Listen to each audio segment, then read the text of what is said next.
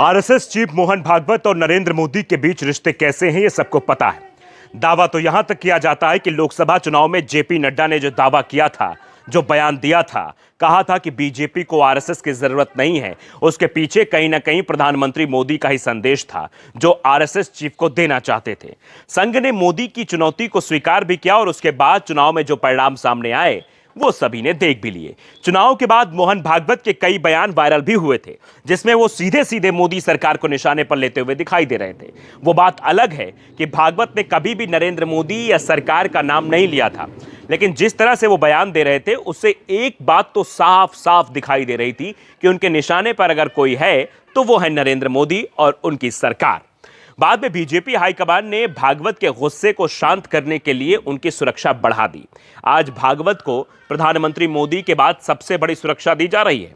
हम ये नहीं कह रहे हैं कि भागवत की जान पर किसी तरीके का कोई खतरा नहीं है, लेकिन जिस तरह से भागवत के गुस्से से बचने की कोशिश अब बीजेपी की तरफ से की जा रही है, खासतौर पर हरियाणा विधानसभा चुनाव के बाद से, उसके बाद यह साफ साफ दिखाई दे रहा है कि बीजेपी पर संघ का कंट्रोल सख्त होता जा रहा है। और अब आरएसएस चीफ ने एक बार फिर पीएम मोदी को चुभने वाली बात कह दी है और कहीं ना कहीं उन्होंने राहुल गांधी की बातों का समर्थन ही कर दिया है, अगर इशारों इशारों में समझे इस बात को। तो कैसे राहुल की बातों पर मुहर लगाई है आरएसएस चीफ ने, इसी बात को लेकर आज हम अपनी स्पेशल रिपोर्ट में बातचीत करेंगे। नमस्कार, आपके साथ मैं हूं आदित्य कुमार और आप देख रहे हैं द धाकड़ न्यूज।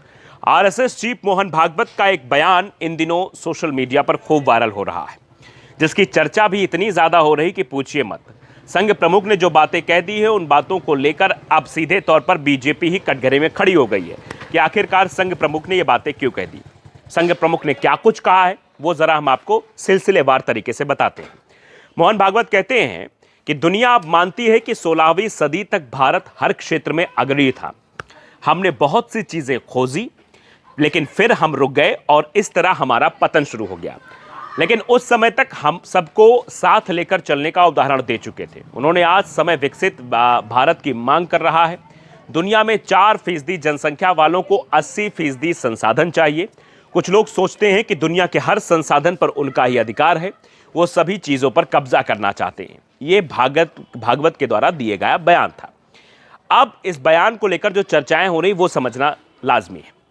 भागवत के बयान को अगर देखें और राहुल गांधी जो पिछले 5 से 6 साल से कह रहे हैं उसे भी देखें, तो ये समझ में आएगा कि राहुल के बयान को ही भागवत ने थोड़े शब्दों में बदलकर या पिरोकर सामने रख दिया है। राहुल गांधी भी ये बात कहते रहे हैं कि देश में 90% संसाधनों में 10% लोगों का अधिकार है, और देखा जाए तो जो ये 10% लोग हैं वो 85% संपत्ति पर कब्जा जमाए हुए बैठे हैं। वो किसी को आगे ही नहीं आना देना चाहते। देश में आदिवासी, दलित, अल्पसंख्यक और ओबीसी की आबादी 90% है, लेकिन आज चाहे देश के संसाधन हो या देश को चलाने वाले अधिकारी, इनमें उनका हिस्सा 10% भी नहीं है। दलित और आदिवासी, जिनकी संख्या 22% से ज्यादा है, उन्हें 3% हिस्सा भी नहीं मिल रहा है। और कहीं ना कहीं भागवत ने यह भी बात कह दी है। वो बात अलग है कि उन्होंने बात पूरी दुनिया के लिए कही है, लेकिन उनके बयान से एक बात तो बिल्कुल साफ नजर आ रही है कि निशाने पर कोई और नहीं बल्कि मोदी सरकार है। इसके साथ ही भागवत ने और भी कुछ कहा था। क्या कहा था, जरा इसको भी आप समझिए। मोहन भागवत कहते हैं, विकास के लिए लोगों को पूरी मेहनत से काम करना पड़ता है। नतीजे ना मिलने पर निराशा होती है और ऐसी स्थिति में कभी कभी कठोर कदम उठाने पड़ते हैं और अपने लोगों पर डंडा भी चलाना पड़ता है, जो आज की स्थिति में साफ तौर से देखा जा रहा है। यह दूसरा बयान था। अब इस बयान को लेकर भी चर्चा है। भागवत के बयान से यह जरूर साफ है कि अगर नतीजे नहीं मिलेंगे तो कठोर फैसले भी लेने पड़ेंगे। वैसे भी लोकसभा चुनाव और उसके बाद हरियाणा विधानसभा चुनाव से एक बात तो बिल्कुल क्लियर हो गई है कि अब आरएसएस की पकड़ बीजेपी में मजबूत हो रही है। अगर सरकार की तरफ से परिणाम नहीं दिए गए तो संघ कठोर फैसले भी ले सकता है, और महाराष्ट्र विधानसभा चुनाव के बाद संघ ऐसे फैसले ले भी सकता है जो मोदी सरकार के लिए चिंता का सबब बन सकते हैं। वैसे एक बात तो तय मानी जा रही है कि संघ ऐसा कुछ नहीं करेगा जिससे मोदी सरकार गिर जाए, लेकिन उसका बीजेपी के अंदर हस्तक्षेप और बीजेपी के अंदर पकड़ जरूर बढ़ सकती है। इसके साथ ही भागवत जो है इसी बात पर विचार कर रहे हैं। अब तीसरी बात पर चर्चा करते हैं कि भागवत ने क्या कहा। भागवत तीसरी बात भी कहते हैं कि भारत की विशेषता उसकी समग्र दृष्टि में है और हर भारतीय को एक विकसित और समर्थ भारत की जरूरत है। भारत को विश्व के सामने एक मॉडल के रूप में प्रस्तुत किया जाना चाहिए, जहां विकास और पर्यावरण संरक्षण दोनों का समान रूप से दोनों को प्राथमिकता दी जाए। विकास और पर्यावरण दोनों को साथ लेकर चलना ही पड़ेगा, तभी हम भविष्य में बच पाएंगे और नई योजनाएं बना पाएंगे। हमें तकनीक का उपयोग तो करना चाहिए, लेकिन मानवता से समझौता नहीं करना चाहिए। यह बात मोहन भागवत द्वारा कही गई है। इस बात में भी एक इशारा साफ नजर आता है, ग्लोबल वार्मिंग भी इसमें समझ में आती है। वैसे हम ये भी बात बता दें कि राहुल गांधी अगर इस समय जिन मुद्दों को उठा रहे हैं उसमें सबसे प्रमुख है जाति जनगणना का, और आरएसएस भी राहुल गांधी की मांग का समर्थन कर चुकी है। देश में अगले साल से जनगणना का काम शुरू हो रहा है, लेकिन अभी तक ये तय नहीं हुआ है कि सरकार जाति जनगणना कराएगी या नहीं, क्योंकि जाति जनगणना को लेकर वो पहले से ही दबाव में दिखाई दे रही है। क्योंकि पहले तो मोदी सरकार ने संसद में ही साफ साफ कह दिया कि जाति जनगणना करना कोई प्रस्ताव नहीं है, लेकिन जब राहुल गांधी की अपील देश भर में काम करती दिखाई दी, कांग्रेस की जहां जहां सरकारें हैं वहां जाति जनगणना का काम शुरू हो गया और जनता के बीच भी जाति जनगणना का समर्थन दिखाई दिया, तो आरएसएस की तरफ से भी इसका समर्थन कर दिया गया।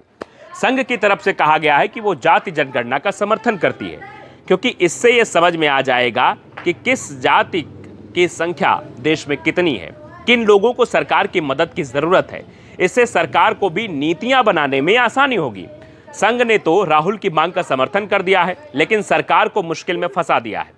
अब अगर मोदी सरकार जाति जनगणना कराती है तो यह उसकी सबसे बड़ी हार भी मानी जाएगी, और नहीं कराती है तो भी वो मुश्किल में फंस जाएगी, क्योंकि राहुल गांधी तो ये साफ कर चुके हैं कि जाति जनगणना तो होनी ही है। मोदी सरकार नहीं कराएगी तो इसके बाद जो सरकार आएगी वो कराएगी, क्योंकि जाति जनगणना नहीं होगी तो देश की जनता सरकार ही बदल देगी। देश में जो चुनाव 2029 में होना है और उसके 2 साल बाद 2031 में गणना भी कराई जाएगी। यानी राहुल गांधी ने सीधे सीधे नरेंद्र मोदी से कह दिया है कि या तो आप अगले साल में जाति जनगणना करा लें, नहीं तो हम लोग 2029 में सत्ता में आ रहे हैं और इंडिया गठबंधन फिर जाति जनगणना करा लेगा। क्योंकि सिर्फ संविधान बचाने की लड़ाई के नाम पर ही बीजेपी को जब बहुमत से दूर किया जा सकता है, तो जाति जनगणना, जिसका समर्थन सभी लोग करते दिखाई दे रहे हैं, उसके सहारे बीजेपी को सत्ता से पूरी तरह से दूर कर दिया जा सकता है।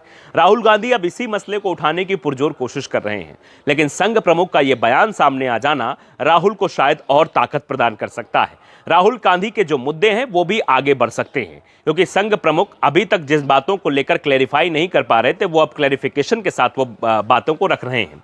पहले आपने देखा लोकसभा चुनाव में संघ का पीछे हटना, उत्तर प्रदेश में भाजपा को नुकसान हो जाना, और फिर संघ का पूरी तरीके से हरियाणा में लग जाना, भारतीय जनता पार्टी का हरियाणा में सरकार बना लेना। ये सारी चीजें दर्शाती हैं किस तरीके से जब तक संघ का साथ है तब तक बीजेपी है, और संघ का साथ अगर पीछे हटता है तो बीजेपी के लिए मुश्किलें खड़ी हो जाएगी।